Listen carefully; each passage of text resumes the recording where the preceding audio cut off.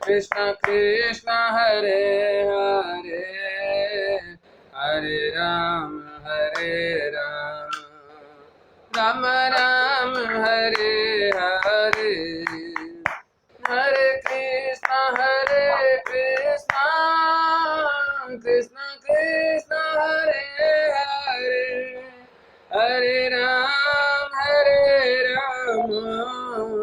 राम राम हरे हरे हरे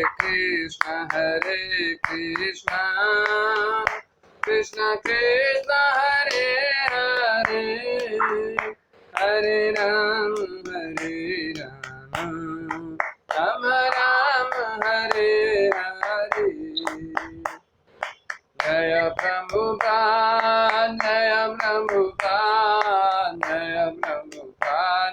श्रील प्रभुपाद निताई गौर प्रेमानंदे हरे हरि बोल निताई गौर प्रेमानंदे हरे हरि बोल निताई गौर प्रेमानंदे हरि हरि बोल। जय ओम विष्णुपाद परमहंस परिव्राजकाचार्य अष्टोत्तर शत कृष्ण कृपामूर्ति अभय चरण अरविंद भक्ति वेदांत स्वामी श्रील प्रभुपाद की जय। अनंत कोटि वैष्णव वृंद की जय। नामाचार्य हरिदास ठाकुर की जय। समवेत गौर भक्त वृंद की जय। All glories to the assembled devotee Hare Krishna. All glories to the assembled devotee Hare Krishna. All glories to the assembled devotee Hare Krishna. All glory to Sri Guru and Gauranga Srila Prabhupada की जय। हरे कृष्णा। आप सबका विशेष स्वागत है। हरे कृष्णा प्रभु जी, दंडवत जी प्रणाम। प्रणाम माता जी प्रणाम। तो जैसा कि प्रत्येक अभी हम चर्चा कर रहे हैं स्कंद 3 श्रीमद् भागवत स्कंद 3 अध्याय 22 श्लोक संख्या 6 आज हम चर्चा करेंगे और कोशिश करेंगे इस श्लोक को समझें कि इस श्लोक में बहुत बड़ी मैसेज दिया जा रहा है। तो इस मैसेज के बारे में आज विशेष चर्चा करेंगे। जो वैष्णव संघ ब्राह्मण संघ वैष्णव संघ के बारे में खास रूप से इसमें वर्णन किया गया है, इसको हम समझने का प्रयास करेंगे। ओम नमो भगवते वासुदेवाय।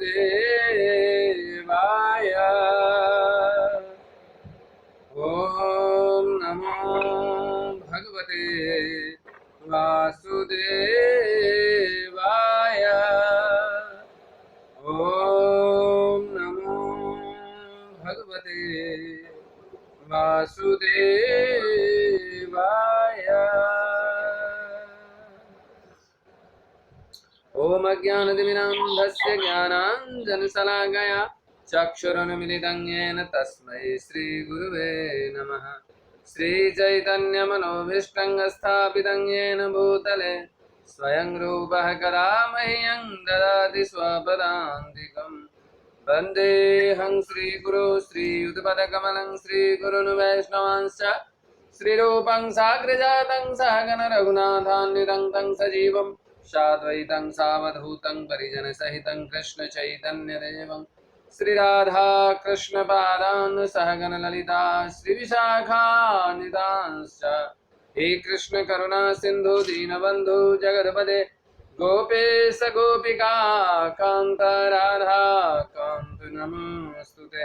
तप्त कांचन गौरांगी राधे वृंदावनेश्वरी वृषभानुसुते देवी प्रणमामि हरिप्रिये। वाञ्छाकल्पतरुभ्यश्च कृपा सिन्धुभ्यैव च पतितानां पावनेभ्यो वैष्णवेभ्यो नमो नमः। श्री कृष्ण चैतन्य प्रभु नित्यानंद श्री अद्वैत गदाधर श्रीवासादि गौर भक्त वृंद। हरे कृष्णा कृष्ण कृष्ण हरे हरे हरे राम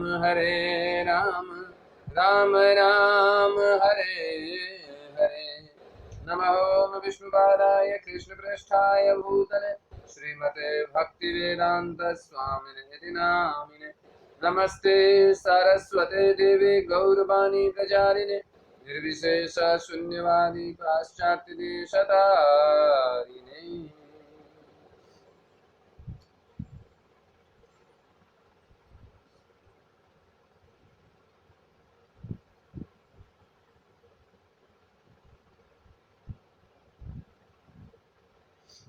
नारायणं नमस्कृत्य नरं चैव नरोत्तमं देवीं सरस्वतीं व्यासं ततो जयमुदीरये।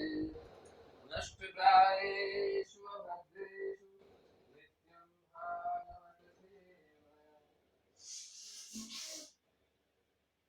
भगवती भक्तिर्भवति नैष्ठकी। कृष्णाय वासुदेवाय देवकी नंदनाय च नंदगोपकुमाराय गोविंदाय नमो नमः। हरे कृष्णा। तो आप सबका एक बार फिर से विशेष स्वागत है आज के इस सभा में, जहां हम चर्चा करते हैं स्कंद 3 अध्याय 22 श्लोक संख्या 6। श्लोक इस प्रकार से है। दृष्टया मे भगवान दृष्टो दुर्दर्शो यो कृतात्मनां दृष्टया पादरजः स्पृष्टं शीर्ष्णा मे भवतः शिवम्।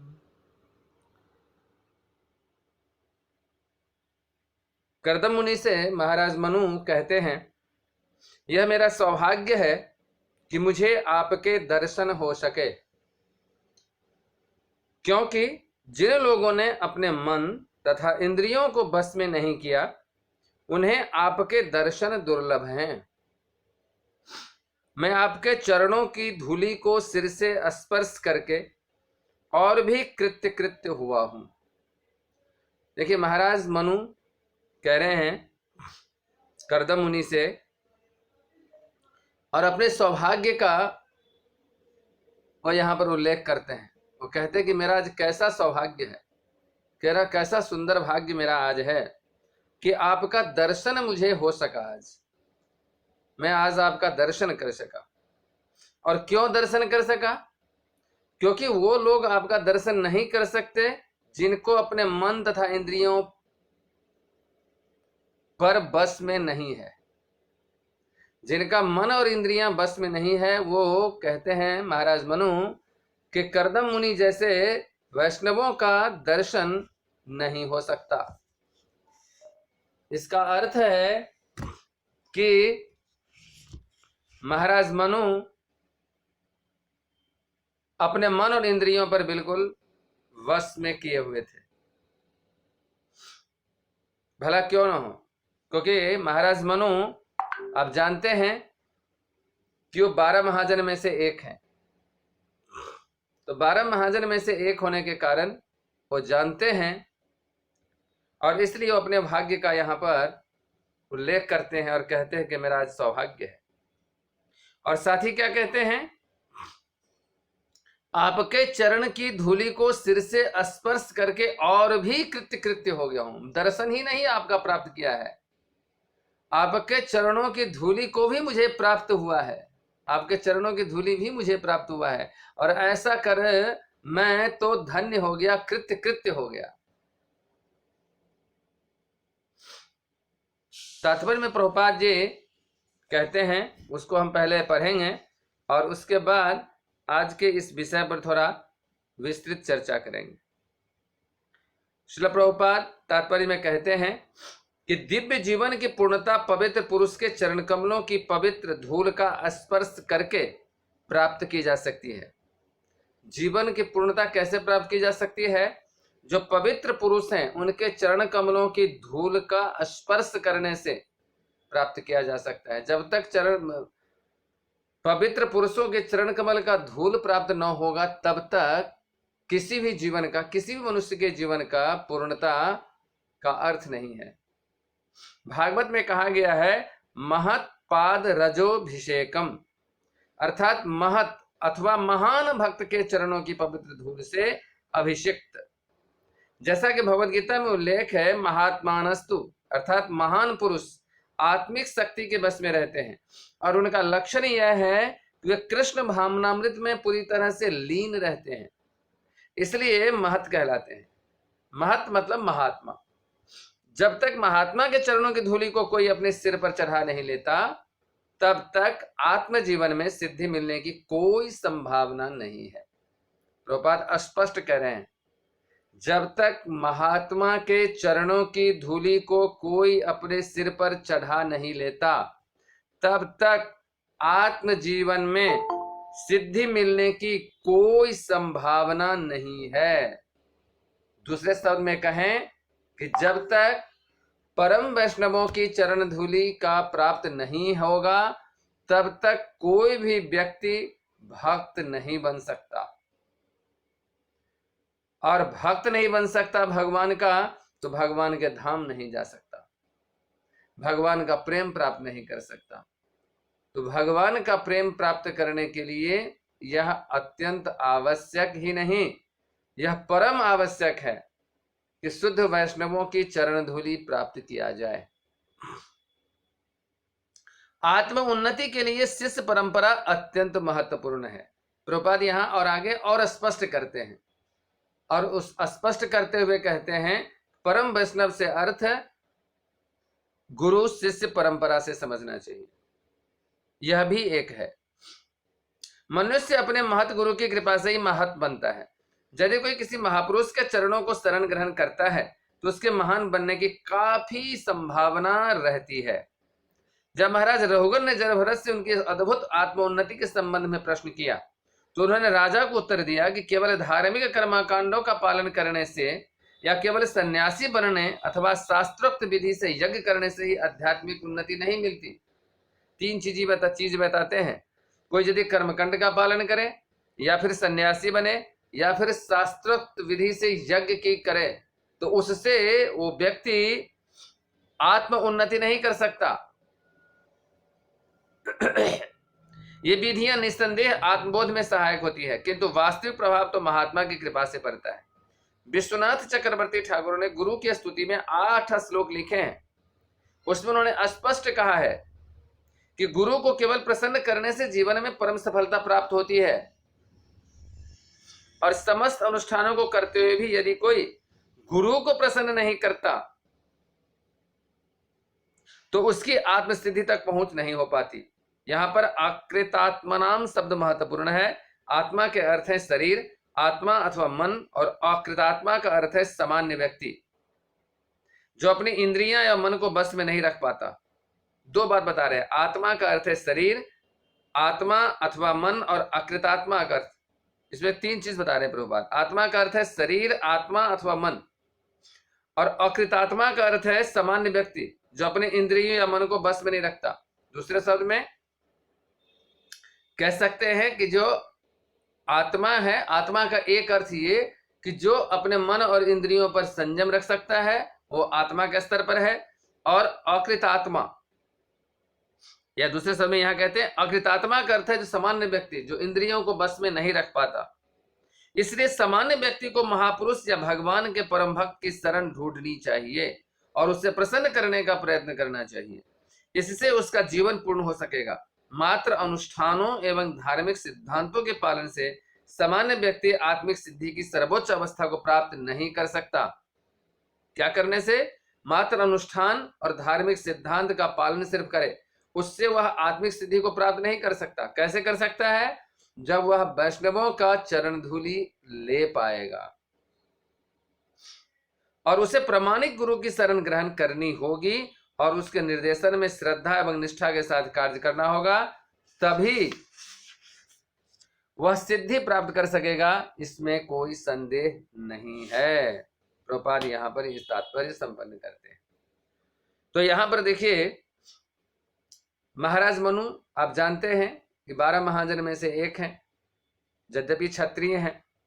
और यहां करदम मुनि यद्यपि 12 महाजन में से एक नहीं है, लेकिन फिर भी कितने महान व्यक्तित्व हैं जिनके लिए स्वयं महाजन महाराज मनु कहते हैं कि आपका दर्शन होना मेरे लिए बड़े सौभाग्य की बात है। और मात्र दर्शन ही नहीं, मैंने तो आपका चरण धूलि भी प्राप्त किया है, तो चरण धूलि भी प्राप्त कर लेना। अब इसमें दो बातें हैं। चरण धूलि का क्या अर्थ है?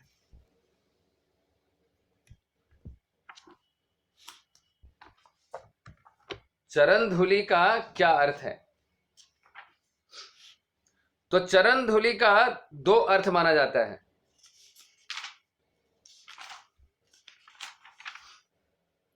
चरण धूलि का दो अर्थ है। एक तो प्रत्यक्षता, जैसे चरणों में धूल लगा होता है वो प्राप्त करना मैटीरियली। जो वैष्णवगण हैं, गुरु हैं या श्रेष्ठ वैष्णवगण हैं, सन्यासीगण हैं, उनके चरणों का धूल लेकर अपने शरीर पर लगाना, एक तो ये प्रत्यक्ष रूप से। लेकिन ये उतना महत्वपूर्ण नहीं है जितना महत्वपूर्ण ये है कि ऐसे वैष्णव जो भगवान के शुद्ध भक्त हैं अथवा गुरु जो कहते हैं उनका अक्षरशः पालन करना, ये वास्तव में चरण धूलि लेने के समान है। चरण धूलि का ये अर्थ है, क्योंकि जब भी हम शुद्ध वैष्णव के संग करते हैं, उनके पास जाते हैं अथवा उनके पास जाकर उनके वचनों को सुनते हैं, उनके अमृत वाणी को सुनते हैं तो उसमें निर्देश भी होता है, आदेश भी होता है। उस निर्देश, उस आदेश को हमें पालन करना, जो जितना अक्षरशः पालन करता है, एज इट इज फॉलो करता है, वो समझिए उतना अपने गुरु का चरण धूलि प्राप्त कर रहा है। और जो नहीं करता वो उतना ही अपने गुरु के चरण धूलि से दूर है। यहां इस बात को हमें समझना चाहिए। अब देखिए, इसमें बता रहे हैं महाराज मनु कि आपका दर्शन करके मेरा बड़ा ही सौभाग्य है कि आज आपका दर्शन हुआ, या आपने दर्शन करके मेरा भाग्य आज काफी बहुत सुंदर हो गया है, सुंदर भाग्य का प्राप्त कर चुका, मैं भाग्यवान बन चुका। तो इसके संदर्भ में मैं हालांकि पहले भी यह चर्चा किया था, लेकिन आज फिर करता हूं कि वैष्णव दर्शन का महत्व क्या है, कितना अधिक महत्व है, यह हमें पता चलता है भागवतम में। भागवतम में भगवान स्वयं श्री कृष्ण वैष्णव दर्शन का, ब्राह्मण दर्शन का बहुत ही कई बार उल्लेख किया है उन्होंने।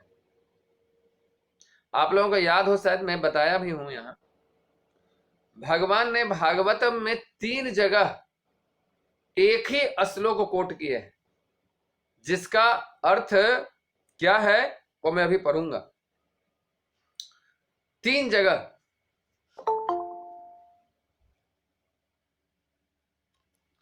सबसे पहले भागवतम में भगवान श्री कृष्ण अक्रूर जी से जब मिलते हैं, ब्रज में, वृंदावन में अक्रूर जी आते हैं मिलने के लिए, तो अक्रूर जी से मिलते हैं 10वां स्कंध 48वां अध्याय 31वां श्लोक।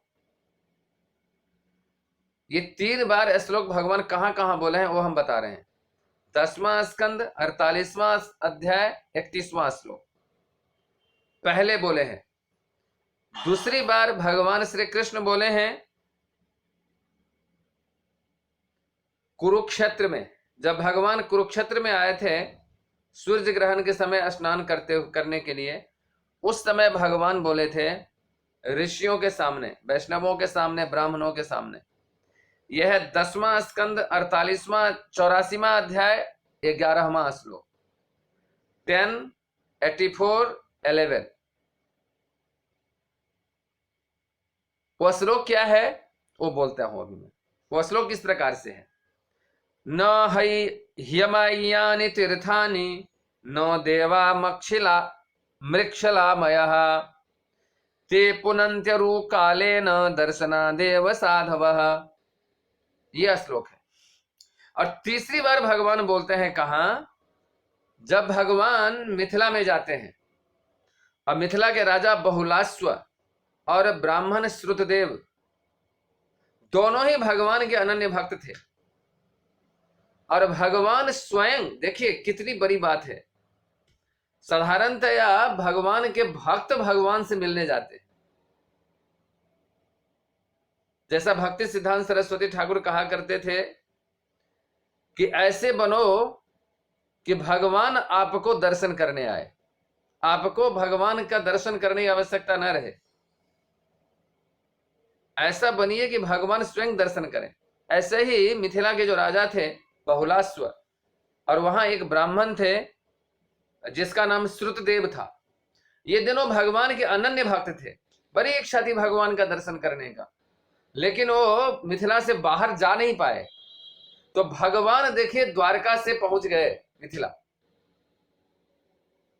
और स्वयं नहीं गए, अपने साथ उस समय पूरे पृथ्वी पर जो श्रेष्ठ ऋषिगण थे, श्रेष्ठ ब्राह्मणगण थे, श्रेष्ठ वैष्णवगण थे, भगवान के जो भक्त सब थे, उनको लेकर के गए।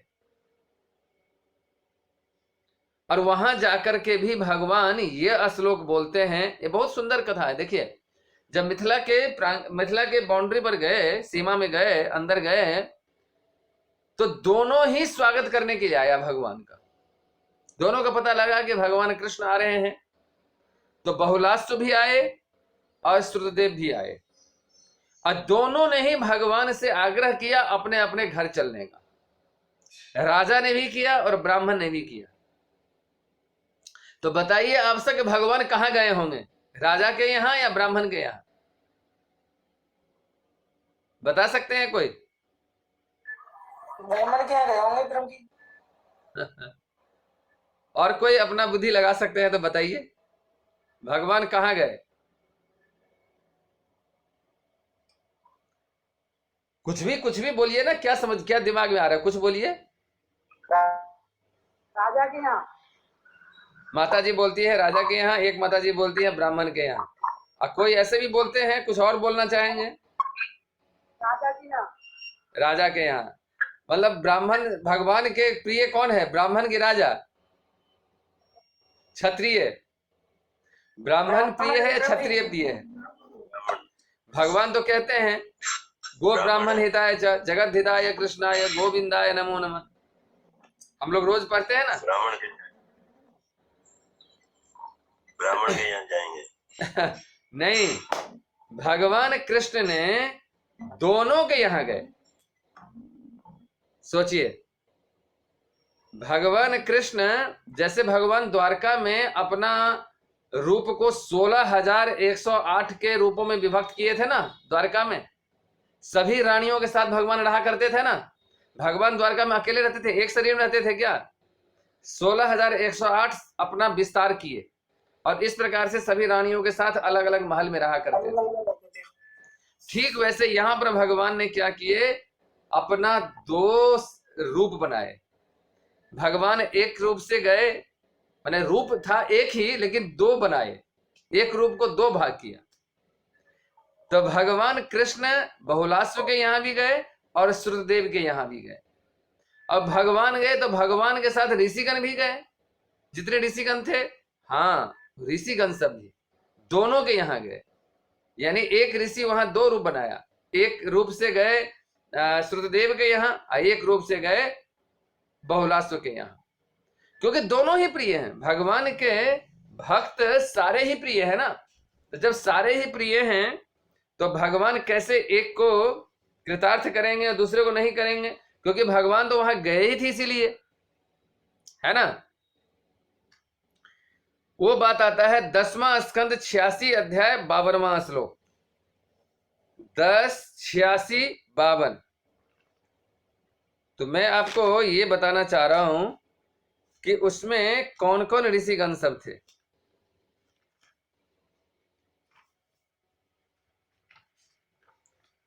दस 86, 52।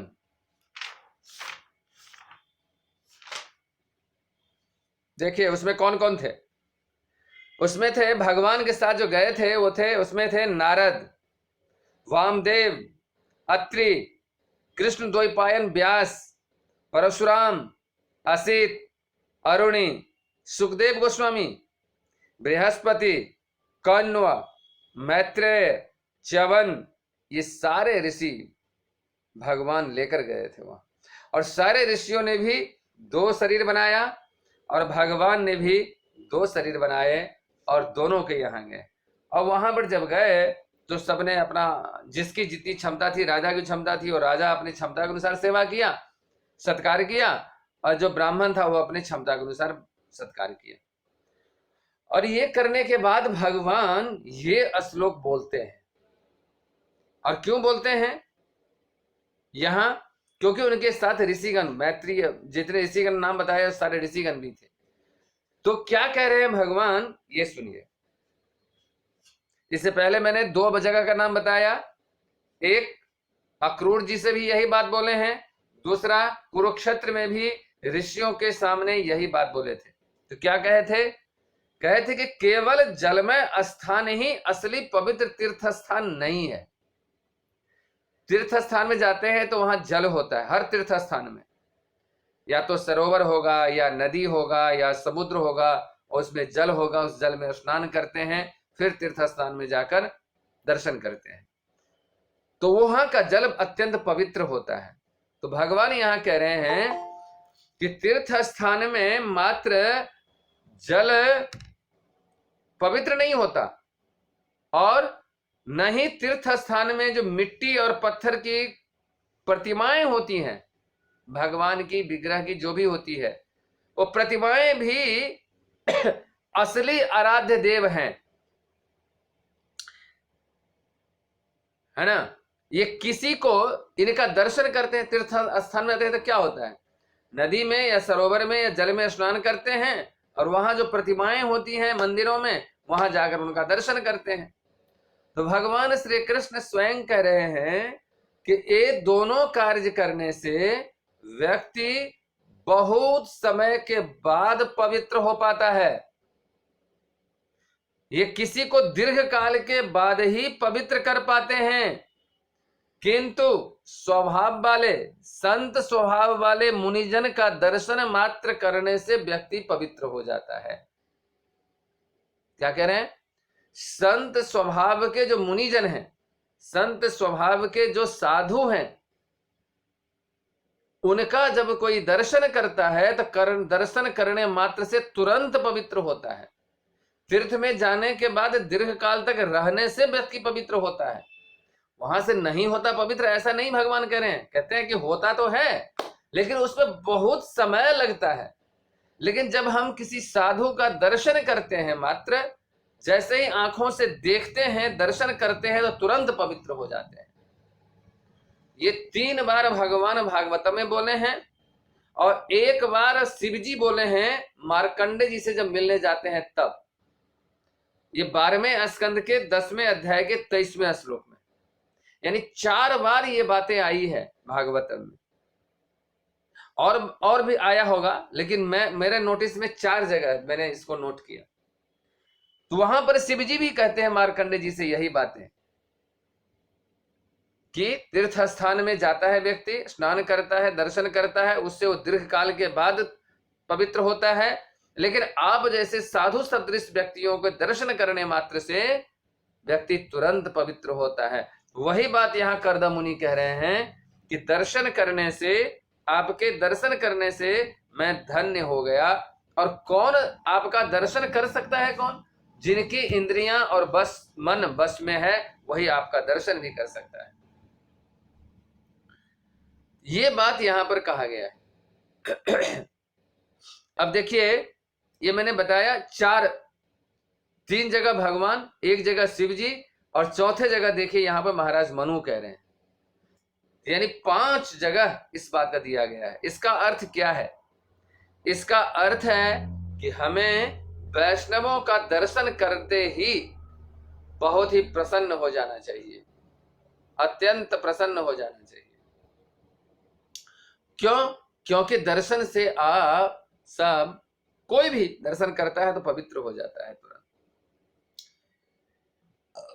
अब देखिए, भक्ति विनोद ठाकुर गीत भी गाते हैं, जो रोज हम लोग एकादशी के दिन गाते हैं। शुद्ध भक्त चरण, क्योंकि इसमें अगला भाग जो महाराज मनु कहते हैं, वो क्या कह रहे हैं? वैष्णवों के चरण धूलि।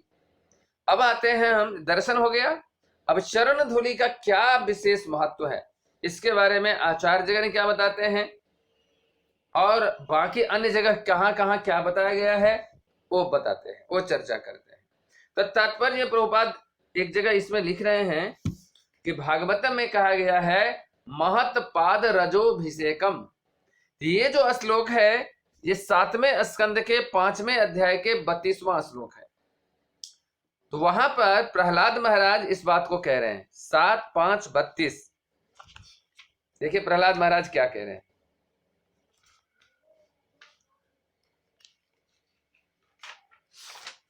7-5-32 में देखिए,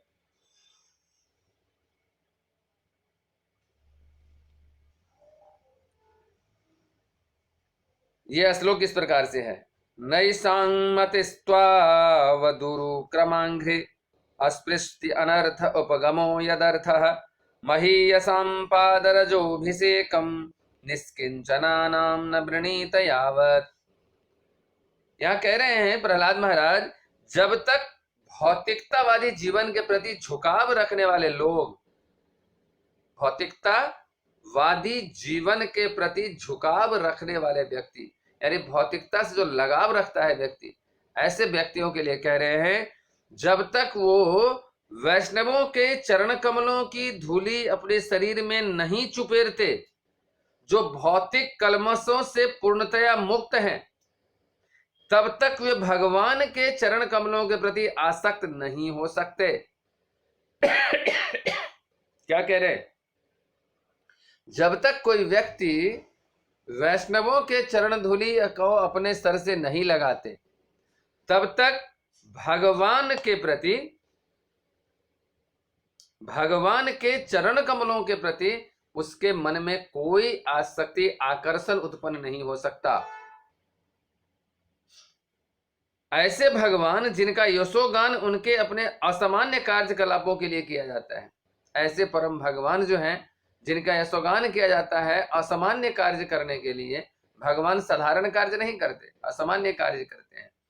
ऐसे असामान्य कार्य करने के लिए जिन भगवान का यशोगान किया जाता है, उन भगवान के चरण कमल के प्रति यदि आकर्षण हृदय में उत्पन्न करना है तो पहले क्या करना है? उनके भक्तों की चरण धूलि को सर पे लगाएं, उनके भक्तों के चरण धूलि को अपने हृदय से लगाएं, अपने माथे पर रगड़ें, तब जाकर भगवान के चरणों के प्रति आकर्षण हृदय में उत्पन्न होगा, अथवा भगवान की भक्ति प्राप्त हो सकता है, अन्यथा नहीं हो सकता। यदि वैष्णवों के चरण धूलि से अपने को दूर रखेंगे तो नहीं हो सकता। केवल कृष्ण भावना भावित बनकर एवं इस प्रकार से भगवान के चरण कमलों के शरण ग्रहण करके ही मनुष्य भौतिक कलमश से मुक्त हो सकता है। प्रहलाद महाराज कहते हैं कि यदि कोई इस प्रकार से, इस विधि से भगवान की भक्ति करता है, यानी भगवान के भक्तों की चरण धूलि लेकर भगवान के शरण में जब जाता है, तो भगवान की कृपा प्राप्त होगी, अन्यथा नहीं होगी। यदि कोई सोचे कि मैं सीधे भगवान की भक्ति करूंगा, भगवान की चरण धूलि लूंगा, वैष्णवों को इग्नोर करेंगे, वैष्णवों को आदर नहीं करेंगे, वैष्णवों का चरण धूलि नहीं लेंगे, प्रेम नहीं करेंगे, उनके आदेशों का पालन नहीं करेंगे, तो भगवत प्रेम नहीं मिल सकता, नहीं मिल सकता। ये प्रहलाद महाराज की वाणी है। 7वें स्कंद बताया मैंने, 7 स्कंद 5वां अध्याय 32वां श्लोक, जहां ये बात कह रहे हैं। और ये तो पूर्ववर्ती आचार्य हैं। अब बाद के जो आचार्य, आज से 400, 300, 200 साल पहले के आचार्य गण हुए हैं, वो सब क्या कह रहे हैं वो भी सुन लीजिए। भक्ति विनोद ठाकुर क्या कहते हैं? शुद्ध भक्त चरण रेणु भजनानुकूल, भक्त सेवा परम सिद्धि, प्रेमलती कर मूल। शुद्ध भक्त चरण रेणु, शुद्ध भक्त का चरण रेणु कहते हैं रज को, धूल को। जब तक शुद्ध भक्त का चरण रेणु क्या है? भजन के अनुकूल है। जो शुद्ध भक्त के चरण रज लेगा वही भजन कर सकता है, भजन के अनुकूल है। जो शुद्ध भक्तों के चरण रेणु से दूर रहेगा वो भजन के प्रतिकूल हो जाएगा। और ऐसा कर कर जब भक्त की सेवा करेगा तब प्रेम लतिकार मूल, यही भगवान के प्रेम की रूपी जो लताएं हैं उसकी जड़ यही है। क्या है जड़? भक्तों की, वैष्णवों की, भगवान के भक्तों की चरण रज लेना, ये उसका मूल है। और भक्तिवन ठाकुर और भी कई जगह गाते हैं, क्योंकि मैं ये इसलिए बता रहा हूं कि प्रभुपाद जी बताए हैं कि जो वैष्णव गीत हैं, आचार्यों द्वारा लिखा गया जो गीत है, वो गीत शास्त्रों की वाणी है, शास्त्रों के शब्द हैं। यानी इन गीतों के शब्द और शास्त्रों के शब्द, भागवत के शब्द अभिन्न हैं, दोनों में कोई अंतर नहीं है। तो देखिए भक्ति विनोद ठाकुर क्या कह रहे हैं, ये गीत है इनका, कबे मुई वैष्णव चिनिव। अब समस्या ये होता है, भक्ति विनोद ठाकुर हमारे लिए ये बात कह रहे हैं, कब मैं वैष्णवों को पहचान करूंगा, कौन से वैष्णवों का, उसके बारे में यहां उल्लेख करते हैं। कबे मुई वैष्णव चिनिव हरि हरि, वैष्णव चरण कल्याण रखानी, माति बहृदय धारी। भक्ति विनोद ठाकुर कहते हैं कि हे हरि, कब मैं वैष्णवों को पहचानूंगा? वैष्णवों के चरण कमल समस्त प्रकार के मंगल के उद्गम स्थान हैं। वैष्णवों के चरण कमल क्या है? हर प्रकार, जितने ही प्रकार के मंगल कार्य है, मंगल करने वाला है, शुभ करने वाला है, उसके वो प्रारंभ है, उद्गम है, वहीं से प्रारंभ होगा।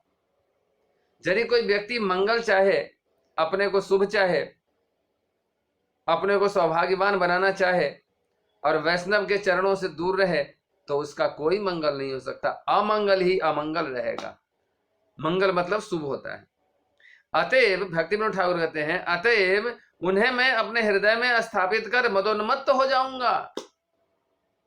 आगे क्या कर रहे हैं भक्ति विनोद ठाकुर? वैष्णव ठाकुर अप्राकृत सदा, निर्दोष आनंद माया, कृष्ण नामे प्रीति जरे उदासीन, जीवित दयार्द्र।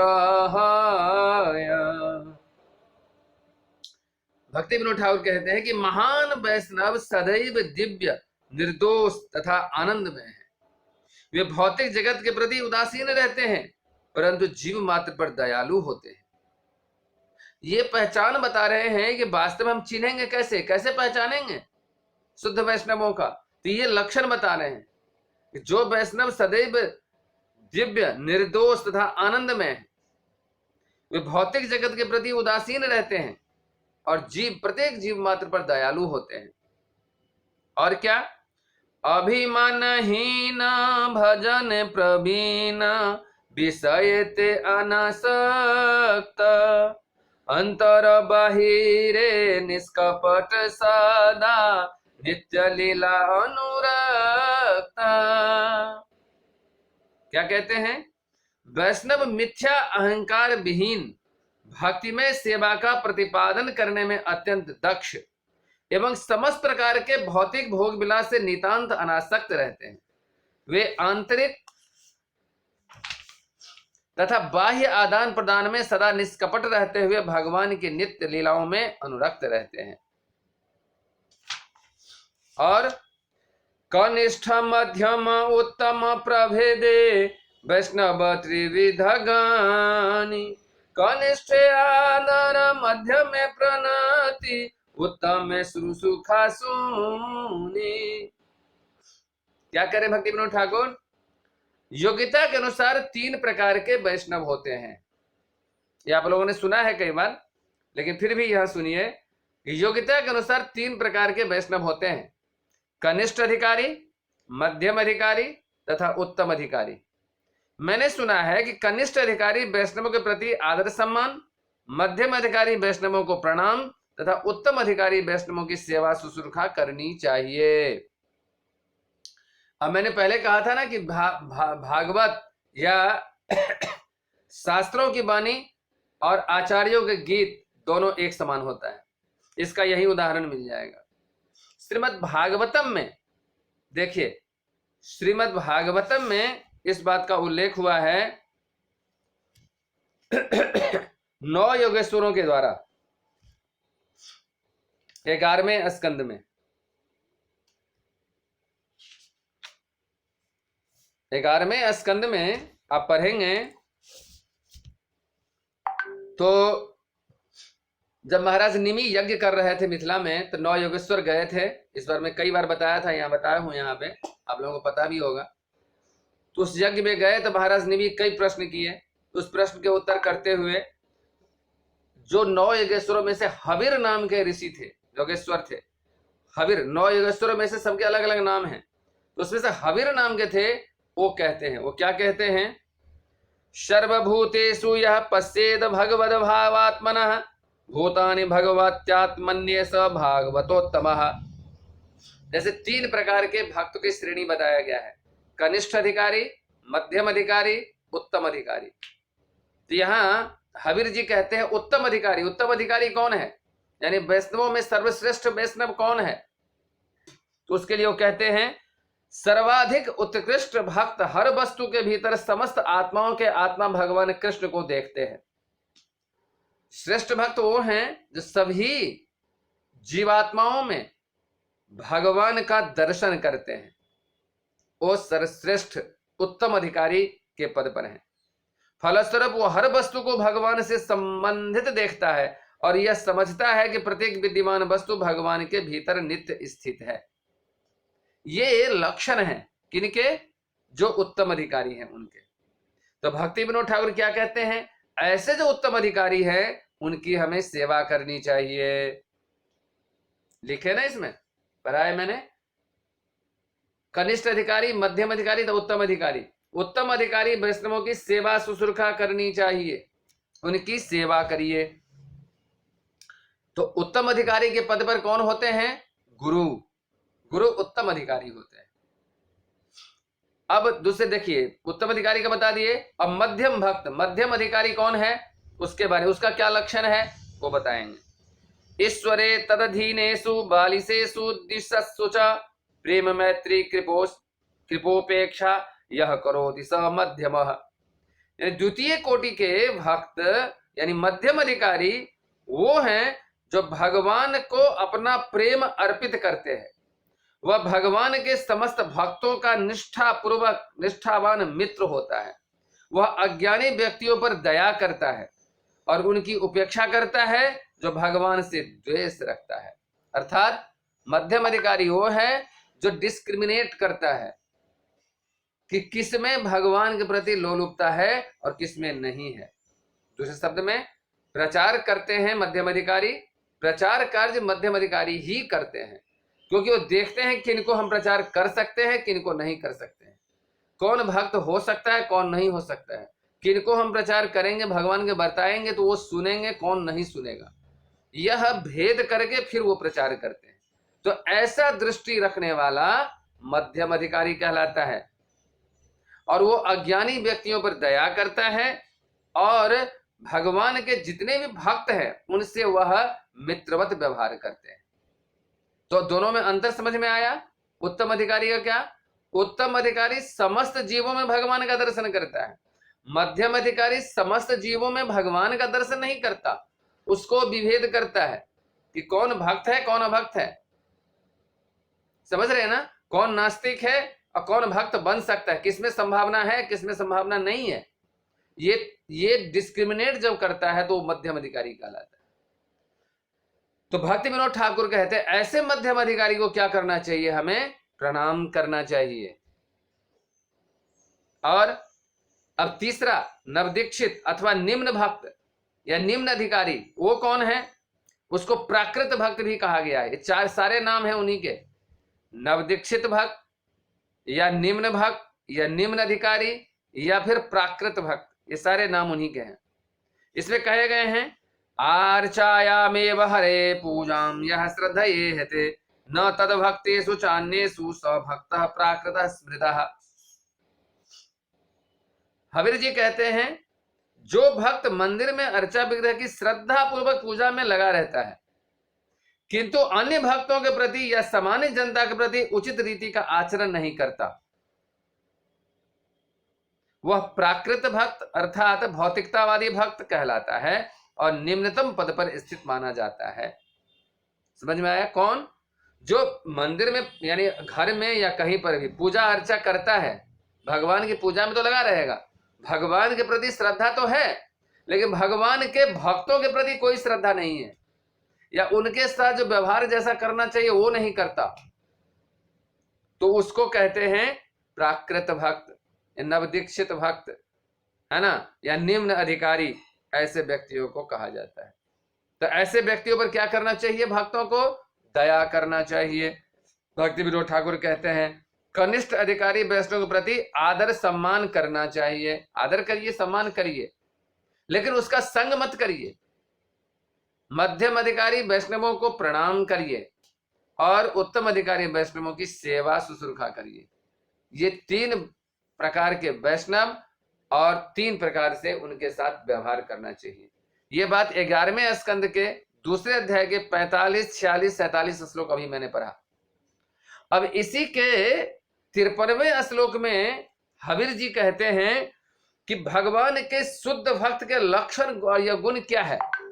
जो शुद्ध भक्त भगवान के हैं उनके वो लक्षण बताते हैं।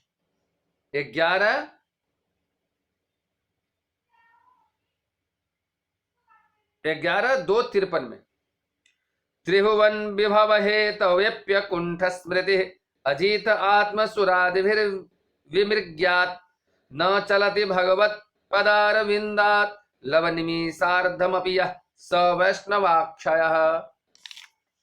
वो कहते हैं कि भगवान के चरण कमलों की खोज ब्रह्मा तथा शिव जैसे बड़े बड़े देवताओं द्वारा भी की जाती है, जिन्होंने भगवान को अपना प्राण अथवा आत्मा स्वीकार कर रखे हैं।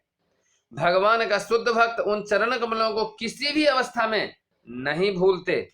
वे भगवान के चरण कमलों की शरण एक क्षण के लिए भी क्या, आधे क्षण के लिए भी नहीं छोड़ पाते, भले ही बदले में उसे संपूर्ण ब्रह्मांड का शासन तथा ऐश्वर्य भोग का वर ही क्यों न मिल जाए, लेकिन भगवान के चरण कमलों को एक क्षण भी नहीं, आधे क्षण के लिए भी त्याग नहीं कर सकते।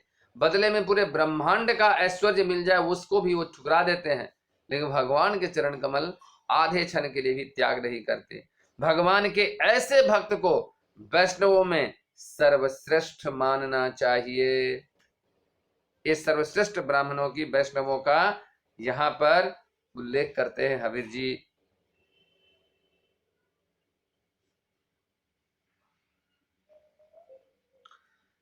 तो अभी मैंने एक गीत जो पढ़ रहा था जिसमें भक्ति विनोद ठाकुर ये बात कह रहे हैं, उसी का मैंने यह संदर्भ दिया कि ये बातें भक्ति विनोद ठाकुर अपने मन से बना के नहीं कह रहे हैं, ये भागवतम से है। भागवतम में ये बात है, 11वें स्कंद से वो लेकर बोले हैं।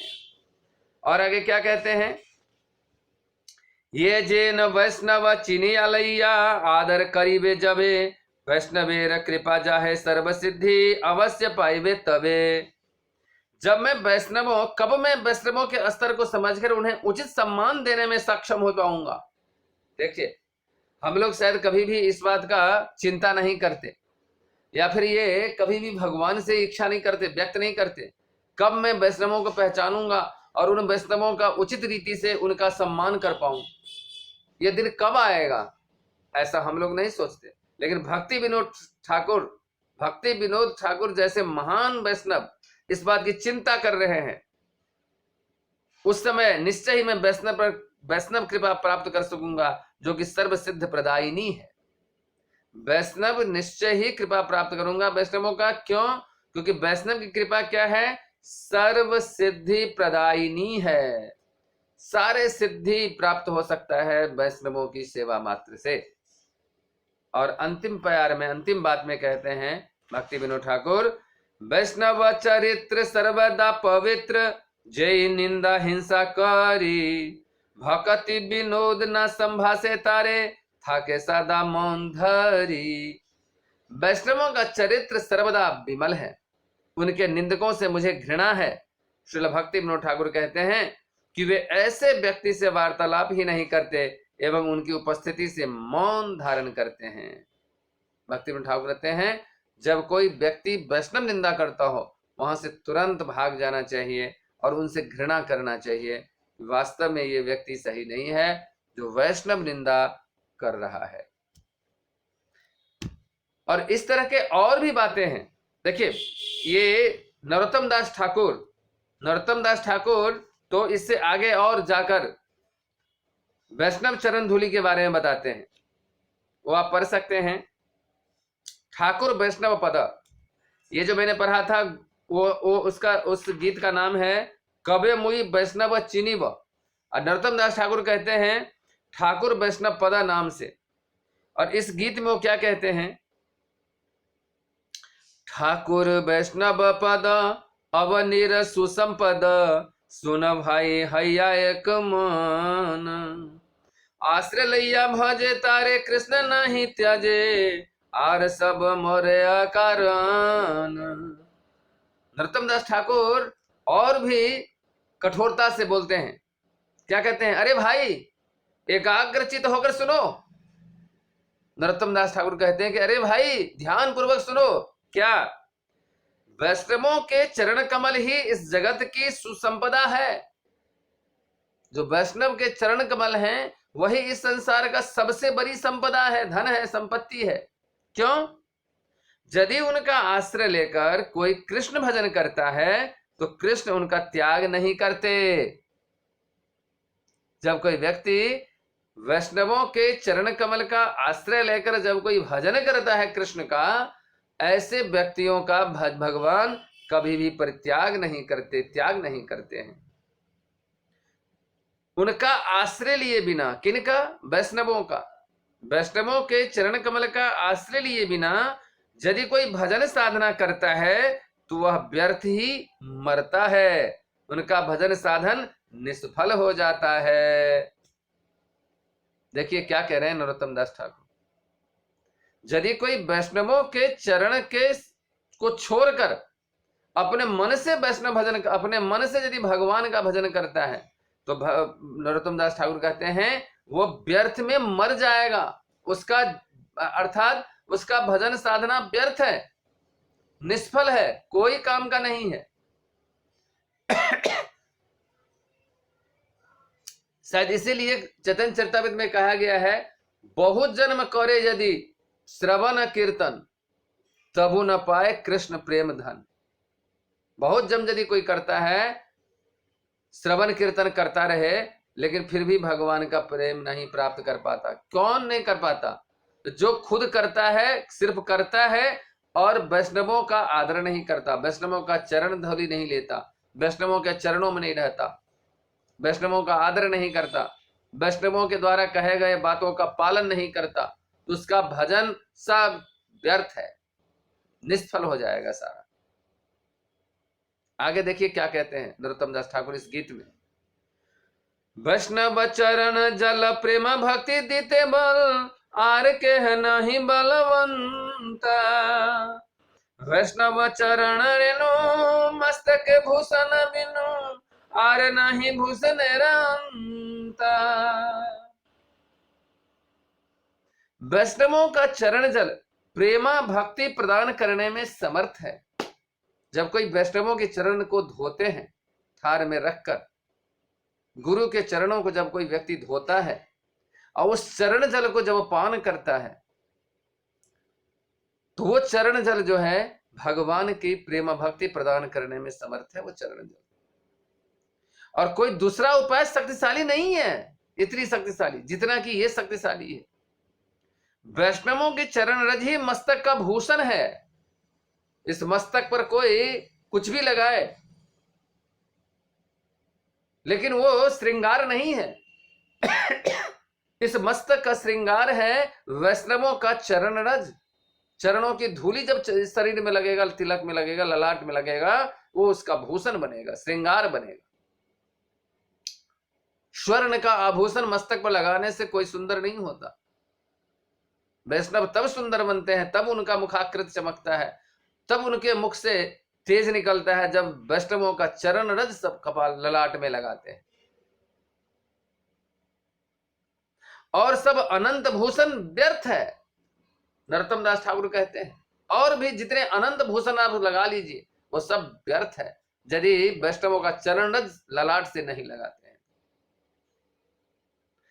और नरोत्तम दास ठाकुर कहते हैं तीसरे प्यार में, तीर्थ जल पवित्र गुने लिखी आछे पुराने, इसे सब भक्तिर प्रपंचन, वैष्णवेर पादों तक समन है यही सब, जाते है वांछित पूरन। क्या कह रहे हैं? पुराणों में तीर्थों के जल को पवित्र बताया गया है। अभी हमने पढ़ा ना भगवान स्वयं क्या कह रहे हैं, नरोत्तम दास ठाकुर इसी बात को कह रहे हैं। पुराणों में तीर्थों के जल को पवित्र का बताया गया है, परंतु भक्ति के लिए यह सब प्रवंचन मात्र है, क्योंकि वैष्णवों के चरण जल से तीर्थ जल की कोई तुलना है ही नहीं। अतः इसका पान करने मात्र से सारे मनोभिष्टों की पूर्ति होती है। नरोत्तम दास ठाकुर कहते हैं वैष्णवों के चरण जल जो है वह तीर्थों के चरण जल से दोनों में कोई तुलना ही नहीं है। तीर्थों के जल से भगवान का प्रेमा भक्ति प्राप्त नहीं होने वाला, लेकिन वैष्णवों के चरण जल से भगवान की प्रेमा भक्ति प्रदान करने वाला है। तो दोनों में बताइए कोई तुलना है? कोई तुलना नहीं है। अतः इसका पान जब करेगा, जो कोई करेगा उसका मनोभिष्ट पूरा होगा। उसके मनोभिष्ट क्या है? भक्तों का मनोभिष्ट क्या है? भगवत प्रेम प्राप्त करना, वो प्राप्त हो सकता है। और चौथे प्यार में क्या कहते हैं? वैष्णव संगीत मन आनंदित अनुछन, सदहय कृष्ण पर संग, दिन नरोत्तम कांदे हिया धैर्य नहीं बांधे, मोर दशा के नहैल भंग। नरोत्तम दास ठाकुर कहते हैं वैष्णवों के संग में सदैव कृष्ण कथा की चर्चा होती है, जिससे मन सर्वदा आनंदित रहता है। नरोत्तम दास ठाकुर रोते हुए कहते हैं कि ये स्थितियां क्यों नहीं प्राप्त हुई, मेरे धैर्य की सीमा टूट रही है। अद्भुत। नरोत्तम दास ठाकुर महान आचार्य, वो कह रहे हैं कि मेरे धैर्य की सीमा टूट रही है।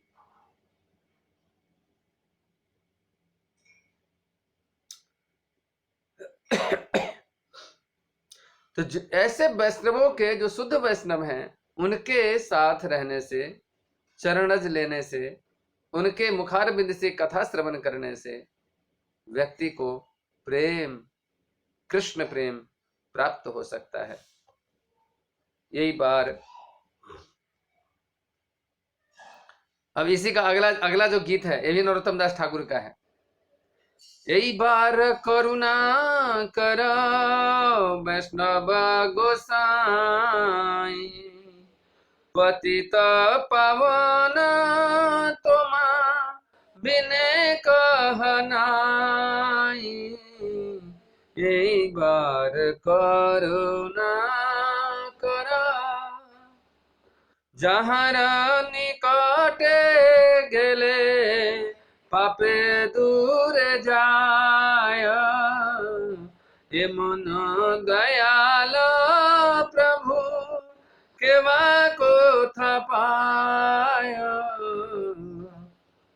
গঙ্গার পরশ হইল পশ্চাতে পাবন, दर्शने पवित्र करा यही तुम्हार गुण,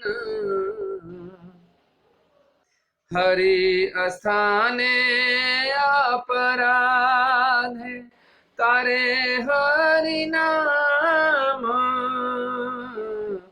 तुम स्थाने अपराध नहीं परित्राण, तुम्हारा हृदय सदा गोविंद विश्राम, गोविंद कहे नाम वैष्णव परायण, वैष्णव परायण।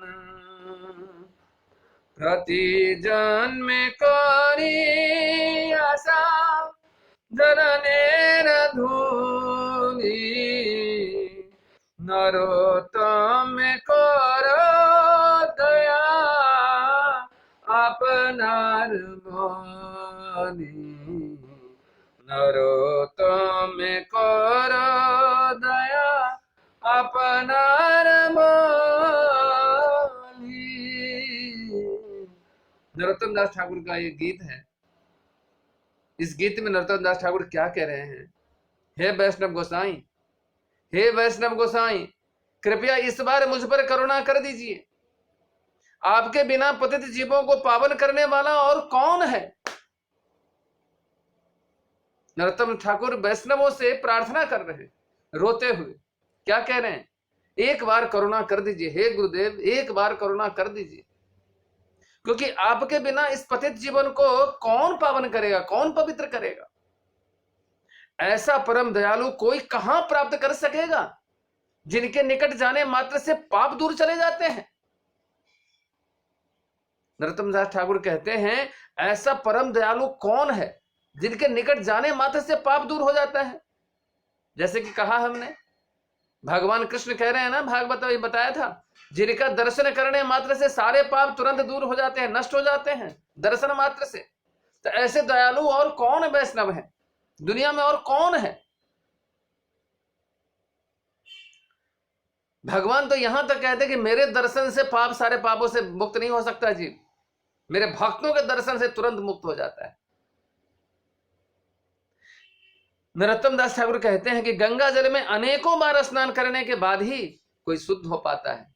गंगा जी में स्नान करते हैं तो शुद्ध होते हैं, लेकिन अनेक बार, बार बार स्नान करना पड़ेगा, तब जाकर कहीं शुद्ध हो पाता है। किंतु आपके तो केवल दर्शन करने मात्र से पतित जीवात्माएं पवित्र हो जाती हैं। यही आपका महान गुण है। किनका? वैष्णवों का। यही महान गुण है आपका। भगवान श्री हरि के प्रति किए गए अपराधों से मुक्ति हरिनाम के द्वारा मिलती है। सुनिए नरोत्तम दास ठाकुर क्या करें, ये सारे भागवत की वाणी है। भागवत यही बात कह रही है कि यदि कोई व्यक्ति भगवान के प्रति अपराध कर दे तो भगवान का नाम उन अपराधों से मुक्त कर देता है जीवात्मा को, मनुष्य को मुक्त कर देता है। किंतु यदि कोई आपके चरणों में अपराध करे तो उस अपराध से कदापि ही निस्तार संभव नहीं है। यदि भगवान के चरणों में कोई अपराध करता है तो भगवान का नाम का जप करेंगे तो भगवान के प्रति किए गए अपराध से आप मुक्त हो जाएंगे।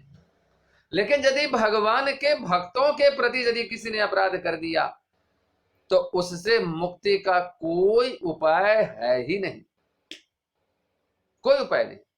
यहां तक कि भक्त जिनके प्रति अपराध होता है वो भक्त तो माफ कर देते हैं, वो तो अपराध लेते नहीं, फिर भी उनके चरण धूलि माफ नहीं करता। जिन्हें वैष्णवों के प्रति अपराध होता है वो वैष्णव तो माफ करते हैं, लेकिन वैष्णवों के चरण धूलि माफ नहीं करता उस जीवात्मा को, कभी भी नहीं करता, उससे मुक्ति नहीं मिलती कभी।